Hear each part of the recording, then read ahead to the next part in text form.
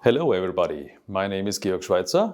I'm Weinakademiker and I'm going to tell you something about Australia today.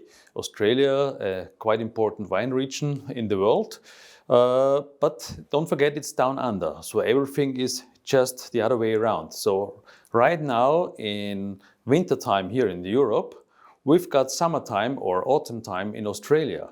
So they are right now harvesting the vintage of 22. So this is a big difference. But as you can guess, this vintage will come first on the market. So 22 vintage will be the first on the market from the southern hemisphere, like Australia. If you have a look on the Australian map, where are the vineyards located, you can see a big concentration on the southeast side of Australia.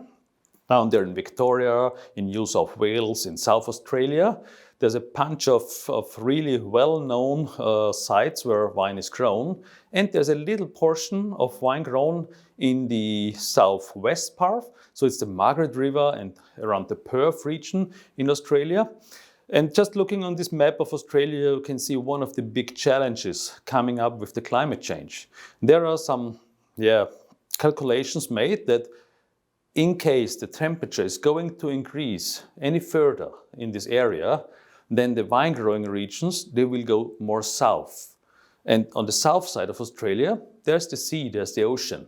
So it might be the case that in 50, 100, 150 years from now, there will not be any vineyards anymore in South Australia, except Tasmania, which is going to be the winner of the climate change.